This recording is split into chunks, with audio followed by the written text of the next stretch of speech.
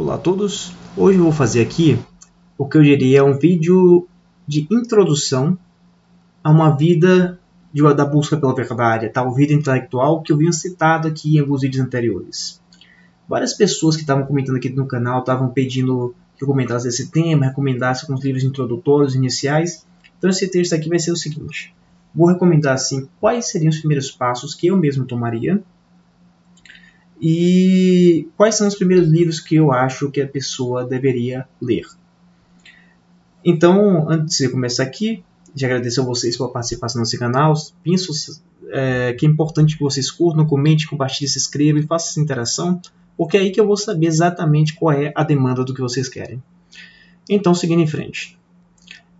Antes de começar a falar sobre livros, eu acho que é muito conveniente para essas pessoas que fazem listinhas sempre falar muito dos livros, como se elas fossem o centro das atenções ali. Então elas fazem listas longas que elas mesmas jamais leram todos os livros. Senão elas mesmas eram grandes acadêmicos, grandes doutores que não são. Então eu vou começar recomendando o trabalho de outras pessoas que talvez tenham aulas legais e que podem sim te informar acerca dos principais temas que estão por aí. Então, primeiramente, eu gostaria de recomendar, obviamente, eu acho que é a referência máxima, pelo menos aqui no Brasil, que é o Seminário de Filosofia do Olavo de Carvalho. Eu estou falando do curso pago, que as 30 primeiras aulas desse curso dele, elas são aulas que inserem o brasileiro e que propagam ao brasileiro a ideia da vida intelectual. Eu acho que um dos grandes projetos dele, uma das grandes coisas que ele fez, foi exatamente perceber quais eram os vícios e as limitações que impediam o brasileiro de sair daquela vida assim mesquinha, meio medíocre do nosso dia a dia, meio fútil, e realmente ter um interesse vívido pelo conhecimento. Eu acho que essa foi a grande revolução que ele fez, e se você ver as 30 primeiras aulas do COF ali, você vai entender exatamente do que eu estou falando. Então, assim, se vocês tiverem tempo, podem assistir isso. Também gostaria de recomendar, como já comentei em outros momentos, alguns dos artigos ali do blog do Corso Figueroa, os vídeos dele sobre Platão, por causa que são feitos assim para ser introdutórios, ou seja, comentários diretos aos textos de Platão são fundamentais. Eu vou recomendar aqui alguns diálogos platônicos para vocês. Então, também vou deixar aqui recomendado. Também vou recomendar o Instituto Lux et Sapientia, porque lá tem uma série de professores fantásticos que tratam de uma miríade de temas e eu nunca sei, porque eu não estou olhando aqui para o rosto de vocês, qual é o tema que realmente vai prender vocês. Então, esse instituto ali, coordenado ali pelo Luiz Gonzaga de Carvalho Neto, entre outros, eu acho que abre muitas possibilidades para vocês, desde as artes, a religião, a outros aspectos da literatura.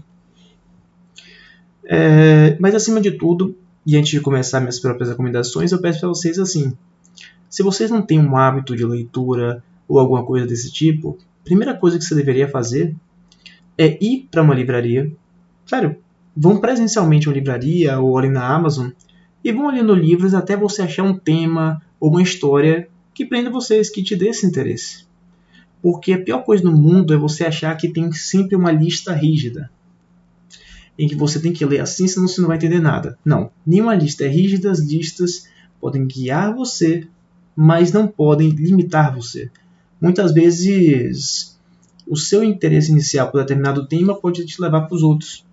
Eu posso dizer que uma parte significativa do meu interesse por filosofia foi precisamente porque uma professora, quando eu era pequeno, ela me levou para fazer exatamente isso. Ela me levou na biblioteca para escolher o livro que eu queria. Aí eu peguei o quê? Eu peguei aquele livro do Hércules, que é o livro clássico do Hércules. Também peguei uma versão infantil da Odisseia e para mim isso me marcou muito. Isso me levou a outros interesses. Então, sempre respeitem o que seu coração está dizendo para vocês acerca da leitura. Tendo isso devidamente exposto, também vou falar por que não vou citar logo de cara aqui as Sagradas Escrituras. Porque eu entendo não as Sagradas Escrituras como a introdução genérica à vida intelectual, como eu pretendo aqui, apesar de eu citar, obviamente, vocês vão entender certas coisas cristãs. Eu entendo as Sagradas Escrituras como uma forma de oração que eu posso trazer alguns conceitos à parte, e caso vocês aceitem a minha recomendação de se vincularem ao ICLS, Tem aula muito importante lá do monge Dom Bernardo Bonowitz, que é a Lectio Divina, onde eles ensinam muito bem como é que se lê as Sagradas Escrituras. Recomendo estritamente. Então, seguindo para minhas recomendações, estamos aqui em 5 minutos, com relação aos livros. Então, dividido da seguinte forma. Primeiro momento, você vai ter os livros que são mais biografias de santos. Por que biografias de santos?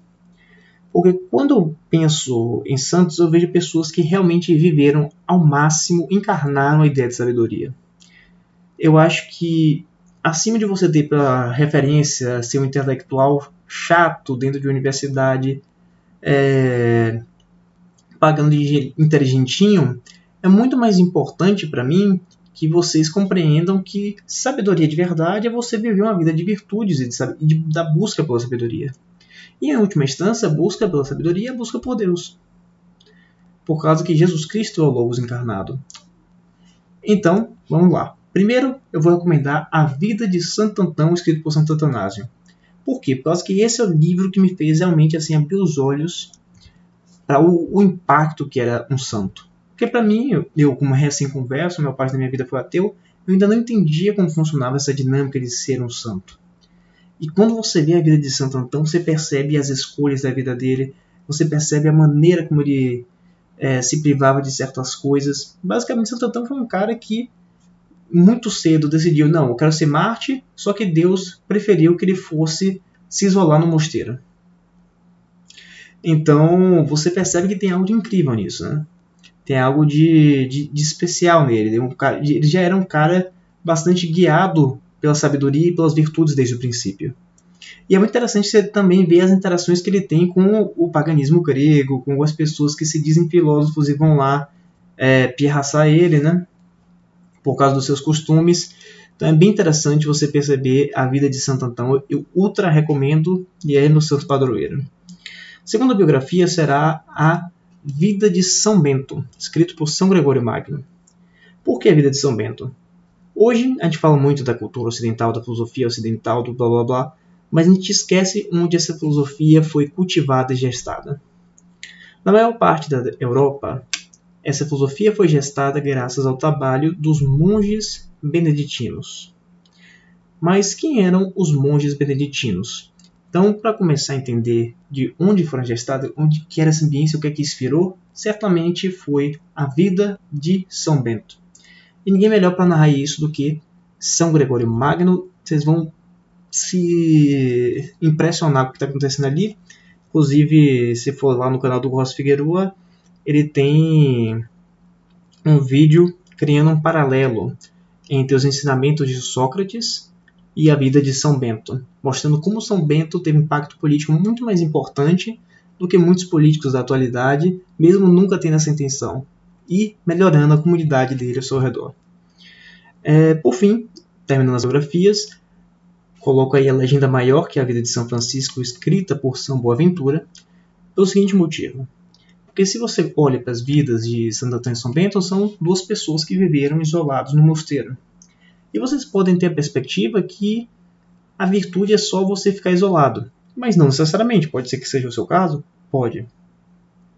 Mas é bom que você esteja outra perspectiva. E outra perspectiva, sem dúvida, de São Francisco, que era um cara que tinha um perfil mais missionário, do cuidado dos pobres e por aí vai. Então é um santo que tem uma interação mais direta com a sociedade, enquanto os outros dois santos são santos isolados. Então, seguindo aqui, falei dos santos e eu queria que vocês pegassem essas nuances dos santos nos próximos 2 livros assim. Primeiramente, eu recomendaria o Abandono à Divina Providência, que é escrito pelo Carl Sade. O Abandono à Divina Providência, depois de ler esses 3 livros, se você combar com o Abandono à Divina Providência, você vai compreender o que é essa natureza do que é ser santo, qual a importância, qual o peso disso. O Carl Sade sabe explicar muito bem. Você vê até a ideia, o abandono à divina providência, você deixar que todas as suas ações sejam guiadas por Deus ao invés da sua própria vontade. Então, isso aqui para mim é a essência de uma vida ética e, acima de tudo, uma vida de busca pela verdade é isso em última instância. Isso aqui é o caminho máximo da sabedoria. Seguindo em frente, eu gostaria de recomendar, por fim, no quinto, que aí eu vou terminar minhas referências mais cristãs, que eu coloquei como iniciais para achar que, cara, o cristianismo é a coisa mais importante que existe, ponto. Termino com a oração de Santo Afonso de Ligório. Por que eu vou colocar aqui a oração? Por causa que o Santo Afonso de Ligório, ele dá, sim, uma série de instruções práticas para que você se torne como esses caras, ou seja, os grandes santos, que eu citei e creio serem exemplos de uma vida de uma pessoa que persegue a verdade. Então, deixando isso claro, agora vamos ir para as referências mais gerais. Então, dentre as referências mais gerais, eu acho que é essencial que a gente coloque aqui o Apologia de Sócrates, escrito por Platão. Da mesma forma que eu insisti aqui na biografia dos santos, a Apologia de Sócrates é, sob certo sentido, o Sócrates expondo quem é ele. Então, você se empolgar com a ideia de quem é o Sócrates, quais são os objetivos dele, você perceber a postura ética diante da morte dele, para mim é extremamente fundamental. Sigo depois com Gorgias, que é um dos últimos diálogos do Sócrates vivo, em que ele se conflitua com diversos sofistas, e aí você consegue ver a diferença entre alguém que está falando só por palhaçada, que só quer ali se expor com sua erudição, parece ser bonitão, gostosão, enquanto o Sócrates ele se mostra como filósofo e mostra quais são os erros daqueles que querem usar da sua erudição meramente para crescer na vida, ao invés de realmente cultivar a sabedoria. Por fim, eu quero que vocês leiam o Fédon. O Fédon é a série de meditações do Sócrates acerca do pós-vida. O que é muito importante para vocês entenderem também porque eu recomendei tantos autores cristãos previamente. Porque no Fédon você vê aquela clara associação da vida de filosofia, a vida do sábio, com a preparação também para o pós-morte. Esse era o objetivo principal daquela vida de sabedoria. O Sócrates insiste bastante na ideia de que você tem que viver de maneira justa, tem que viver de acordo com a reta razão, e no Fédon ele mostra essa relação até mesmo com umas certas privações e condutas éticas para seguir esse caminho. E indo mais à frente até, que eu falei aqui do Sócrates, mas eu gostaria de também falar de um autor que poucos falam, que é do Epiteto, que é um filósofo estoico. As pessoas usualmente entre os estoicos mencionam logo o Marco Aurélio e por aí vai, mas eu acho que Epiteto me marca mais, até porque Epiteto, ao invés de ser um imperador, ele é um escravo. Então é o escravo explicando a ética dele com a maneira como ele trata o mundo através de uma ética de simplesmente cumprir os seus deveres ao invés de se preocupar com as vicissitudes. Então eu acho que o Epiteto te coloca assim, naquela posição de, independente da sua condição, de onde você está, você tem esse dever de cumprir com a justiça, de cumprir com a verdade, e ele encontra a própria felicidade dele nesse cumprimento do dever. E por fim, o 10º livro, que eu acho que é um livro fundamental, seminal, eu fiquei entre ele e alguns outros, como a filosofia de Seu Inverso de Olavo, a crise do mundo moderno de René Guénon, mas eu acho que o mais seguro de ser colocado ali, que eu acho que vocês vão se beneficiar muito, é o simbolismo da criação, do Mathieu Pajot. Então, o que eu posso dizer acerca desse livro? Esse livro do Mathieu Pajot tem uma intenção muito básica de ensinar vocês a lerem certos livros clássicos.